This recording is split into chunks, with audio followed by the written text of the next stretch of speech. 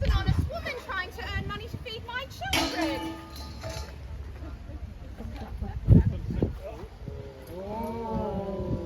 What's that then? Not sure how that got there, trooper. Really? Hidden in your tent? Must have been slipped in there last night. You know those figures? Really? Yes. No, that baby of yours. Nice and quiet. Always. Noise going on. Good sleeper, this one. Have a look. Somebody's just nipped off with your baby, have they? Trooper, I am just trying to earn an honest living for my children. I have 5 of them. It's a lot of mouths to feed, you see. Honest. Yes. Honest work, is it? As much as you can get in these parts. Well, you're going to have to be working quite a lot. Have you got £50 to pay off the fine I'm going to slap you with? Anybody got a spare £1 or 2? You chums. Or 50? Oh. Yeah, no? No? No Anyone? money forthcoming? No? You hold some bracelets, just your size. Oh, Put them on. As for the rest of you, work out whose side you're on, yeah? Right, you, tidy this mess up. You, hop in, we're off to go and see the Gold Commissioner. Rest of you, move along before I do you all for loitering. has anybody got a spare £1? Move it.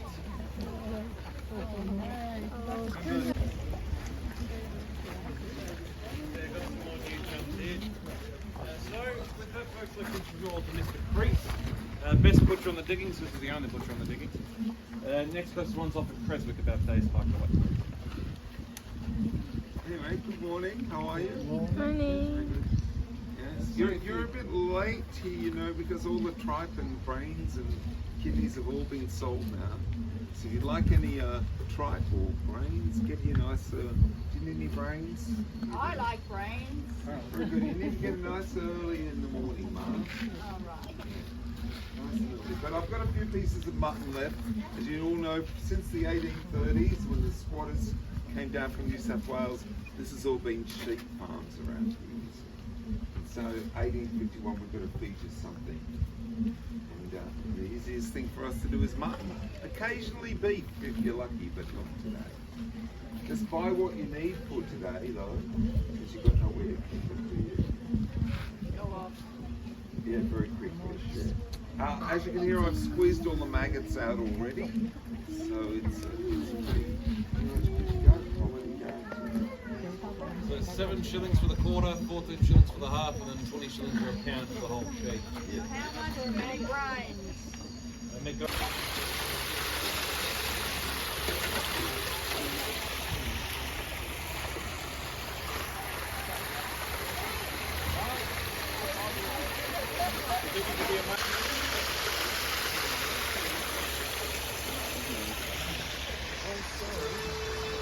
Saan kebersihan?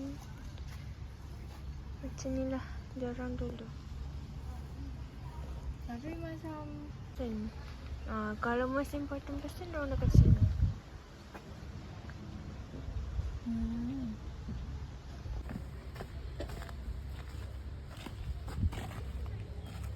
Okay lah, ada personal space gitu.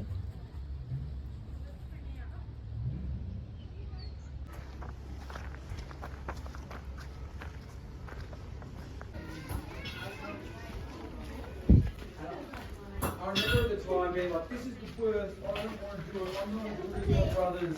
And then now I can't be more thankful. The single greatest thing my parents ever gave me was piano lessons.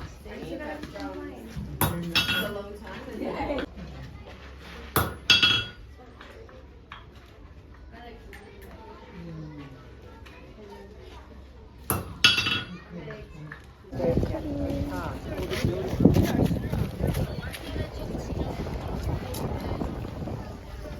Hotel.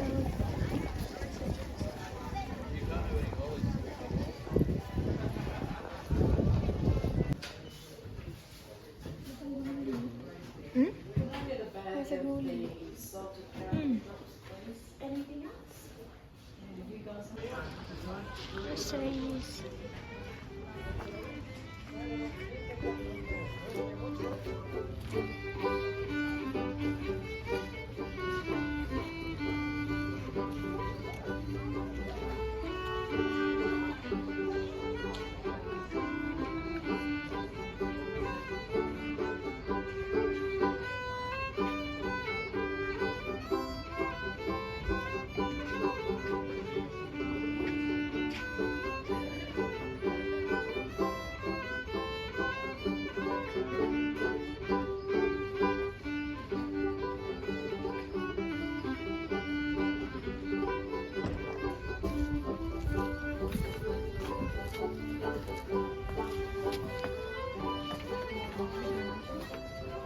Wah.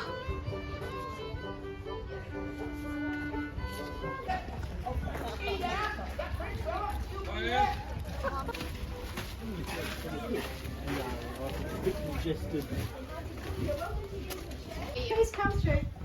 There'll be space for you first of all. Yeah, there's lots of space. We can do a few layers. My name is Melinda, and I will be making for you some cheese. Now, today's cheese is called colonial cheese, or farmer's cheese, and it's a very ordinary cheese, not very exciting at all, but because of that, it's very versatile. And so I've got here a bucket of, I started with a bucket of milk, about 5 litres, and in that I have, while it's still warm, straight from the cow, I've added rennet. Does anyone know where rennet comes from?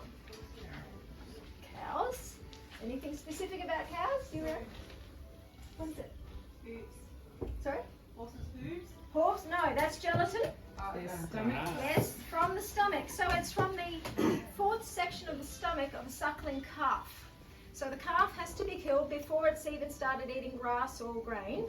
And the stomach section would be supplied in wrapped up newspaper. I've seen this in real life. It's not very pretty. And just that stomach, that section of the stomach would be put on a plate and salted heavily. And it would start to weep a liquid, which is rennet. And that's an enzyme. Now, only 1 ml of that would set this volume of cheese. So it's very strong, and if you have too much, it'll actually make it go bitter. So it's an art, but they didn't have time to be mucking around in the 1850s. So has anyone been down to the diggings where there's a lean-to with meat hanging in there? Seen that? That's our shambles or our butcher. That's where I would order this.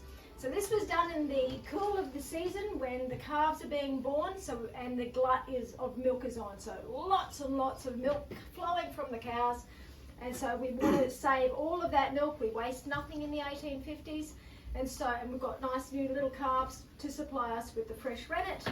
And so that's the season that it was done. Okay, so from here, we need to put it over the fire, and I need to bring it up to about 160 Fahrenheit, or, 140 Fahrenheit, 60 degrees Celsius. Now, in the 1850s, we didn't have thermometers. So we had to do everything either by look or by feel. So we know what milk looks like when it's about to boil. We don't want it anywhere near that hot. But what we do need is a temperature where I can't stand it anymore. So I'm putting my hand in here, and it's already quite hot. So I'm just catching it from the bottom, making sure it's not burning. It's already very hot. This flame is quite strong today. And from here, we can talk about a few things. First of all, hygiene. With your hands soaking in the bucket, usually it's there for a while. The women didn't know much about hygiene in the 1850s. It was starting to be understood, but it was really dependent on the education of the woman as to how healthy her house was. So she was learning about soap and water, salt, vinegar, passing things through the flame, boiling things up. But really it was totally dependent on her education as to how healthy her home was. The other thing is I'm wearing a lot of clothing, and I'm sitting very close to a fire. Women did catch a light in the 1850s, and they would run out all ablaze, and often they would die of their injuries. That was called petticoat death. And anyone know what you should do if you catch on fire? Yep, stop, drop, roll. I can't do that very well here today, but I've got my own bucket. But yes, that's what they taught the women in the 1850s to do that, and saved a lot of fatalities in that time. All right, we're getting there. So there's a few types of cheeses they made back then. While the glut was on, they did all of them. So they did a quick one was ricotta. They would put milk in a bucket like this, bring it to nearly boiling, take it off the flame, and add either a half cup of lemon juice or a half a cup of vinegar, and add it to this volume of milk, just enough to make it go curdy, and that is ricotta. They would also do the easiest kind. They would put milk in a jug and just sit it there for 3, 4, 5 days, however long it took to go to curd, and that was a kind of cheese. You could only do that with raw milk. You must not do that with any other kind. Of course, that's all they had back then. And so that was a lacto-fermented type milk, and it was a cross between yogurt and cottage cheese.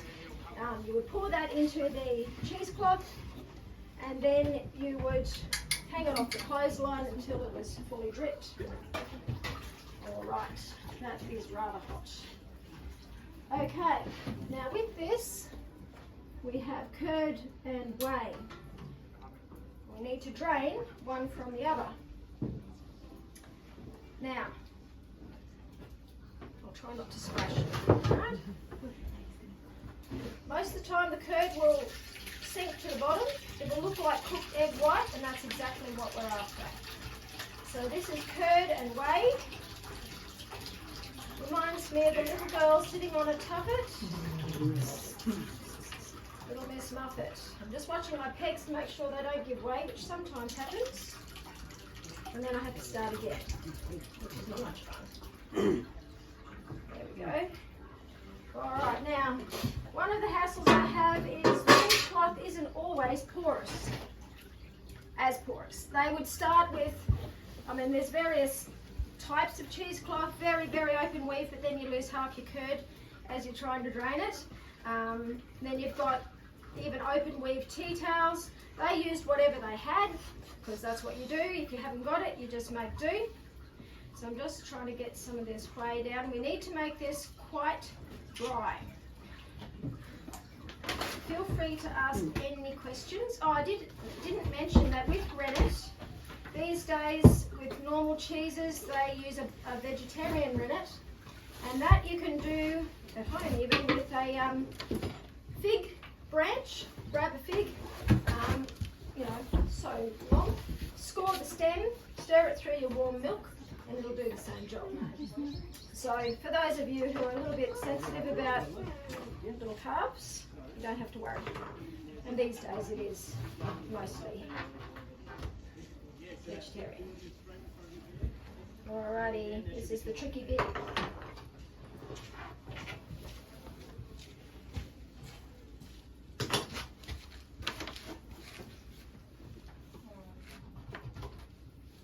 And I sometimes spring a leak down the sides somewhere there. Oops.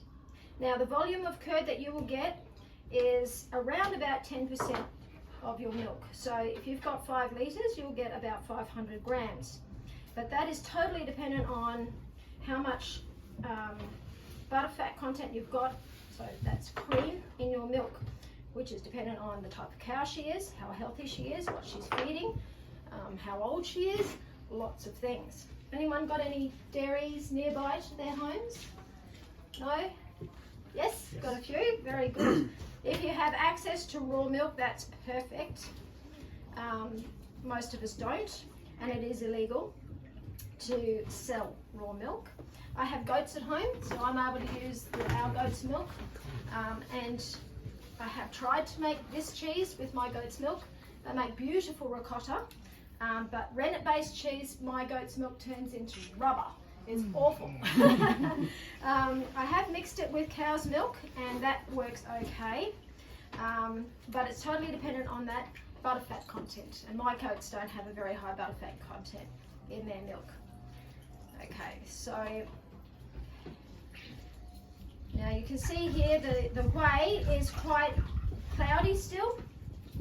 I could add some cream back into that and put it over the fire again, and I will get ricotta. Ricotta actually is recooked. That's what it means. And so you don't need to add any vinegar or lemon juice if you're doing ricotta with leftover whey, because it's already slightly acidic. The other things they did with whey, they would put the whey into baked goods, give it a bit of a sourdough type flavour. They would soak their grains and legumes in it. It would add protein, but it would also stop flatulence, which they didn't really understand how come, but they knew, and that's why they did it. It was very good. They would always make sure they didn't waste it. They would feed their animals, if nothing else. My children actually like drinking it straight from this. They enjoy that. In fact, last week, one of my kids asked to have a taste again for some time. They hadn't done it for a while. Okay, now we're getting there. Slowly getting there.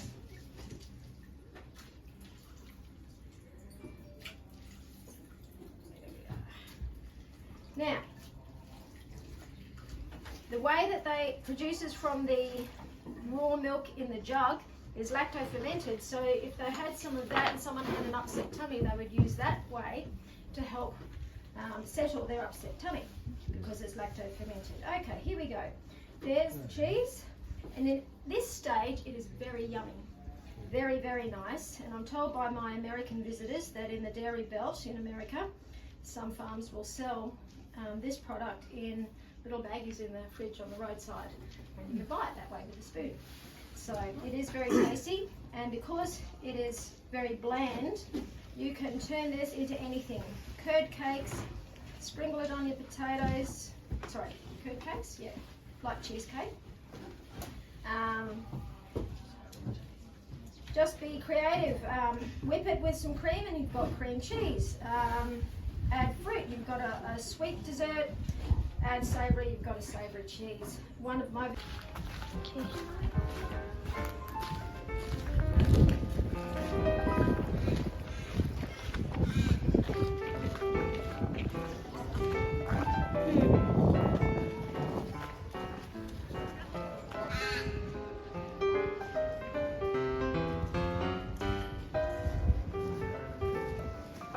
Kedai alutan kutu.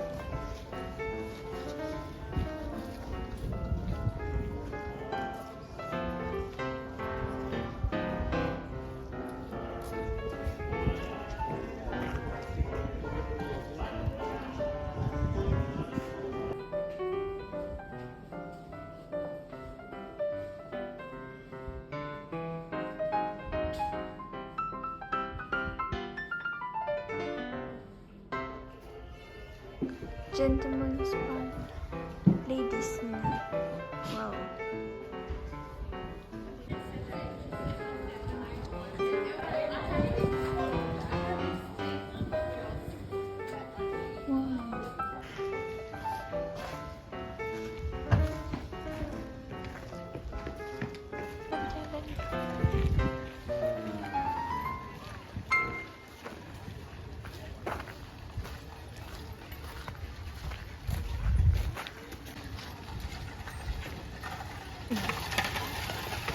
Besar gila sudu dia.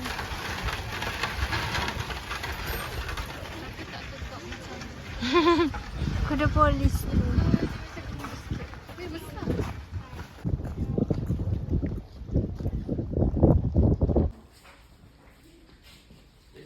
Kereta bawa mayat.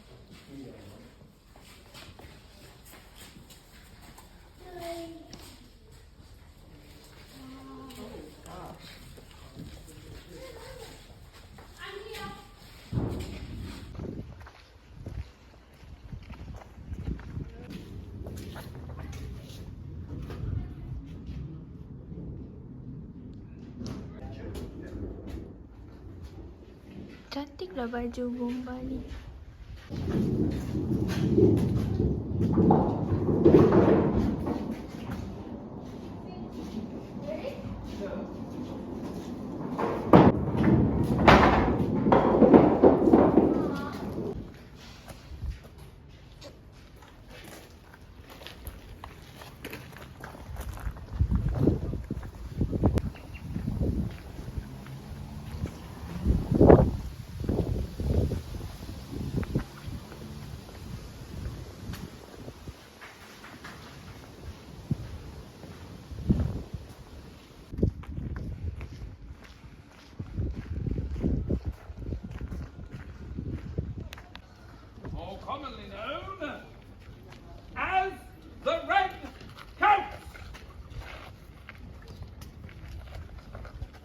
Young person!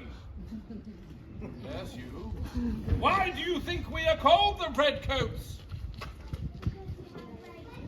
Because we have red coats! Very interesting. Thank you. The 40th, ladies and gentlemen, were formed in Nova Scotia, Canada, in the year 1717, under the command of Colonel Richard Phillips, a man who would later on become governor of that colony. The Redcoats, ladies and gentlemen, have fought all over the world under many majesties. But since we have arrived in this God-forsaken part of the world, we have performed many duties, including that of garrison duties and gold escorts, escorting more than 53 million pounds worth of gold between Ballarat and Melbourne. I would think that would deserve a round of applause.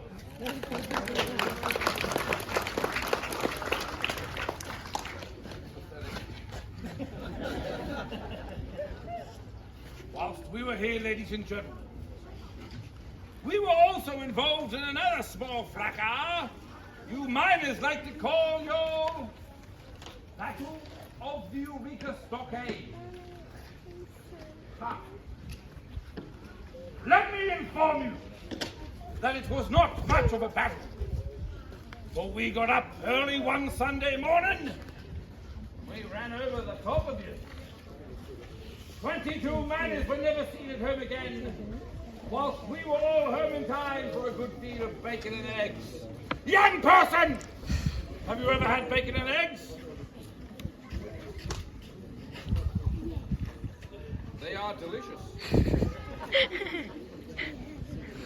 Ladies and gentlemen, please now join us in giving 3 cheers to Her Majesty Queen Victoria.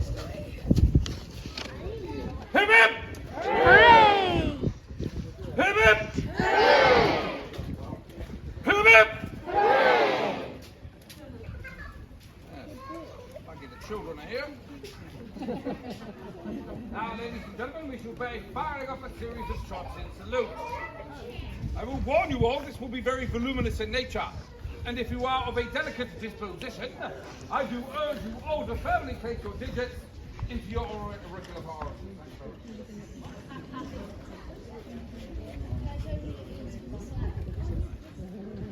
Stick your fingers in your ears! It's going to be blooming loud. Please, ladies and gentlemen, make sure your ears are covered, especially if you have little ones. Little children, not little ears.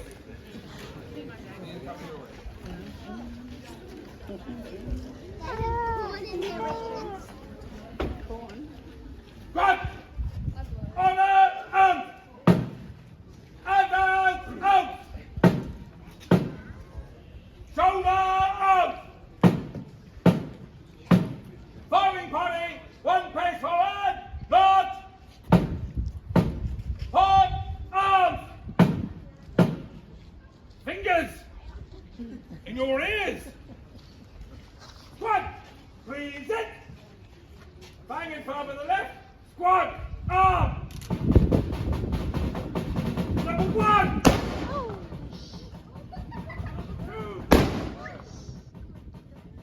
3! Number 4!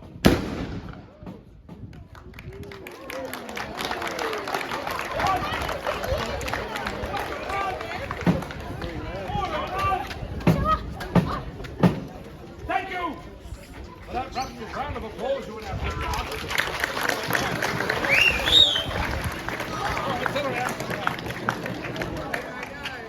Ladies and gentlemen, girls and boys, we have now come to a more enjoyable part of the proceedings, where we, the devilishly handsome Redcoats, shall descend and walk amongst you. This will be the highlight of your life. Please take a moment to capture it, but please do so with respect. What? Have you done? All out!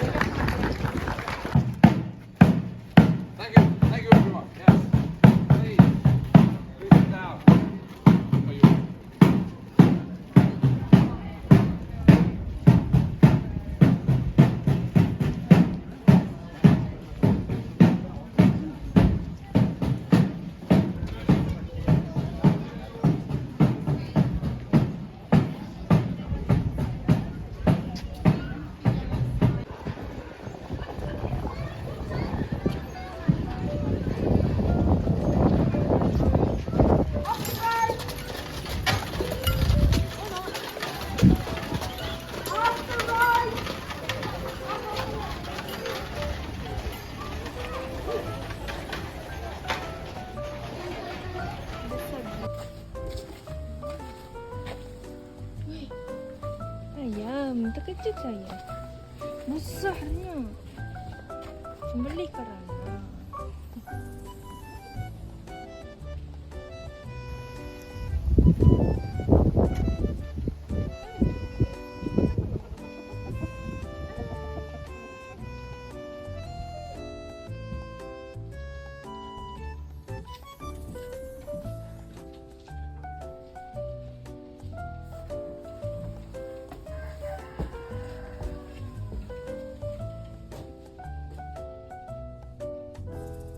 Besarnya.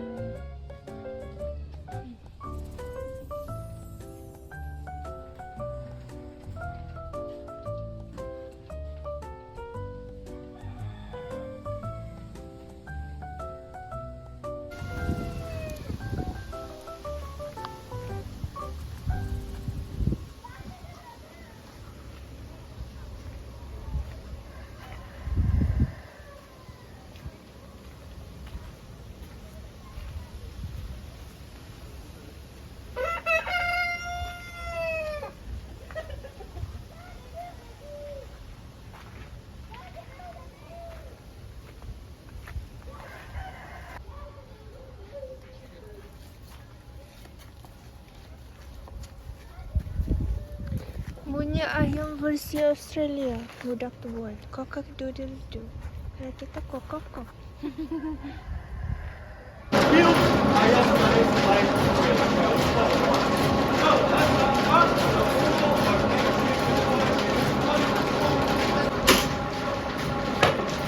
to move power around this workshop, all the power starts with our steam engine over there, and then it's distributed amongst these belts and pulleys.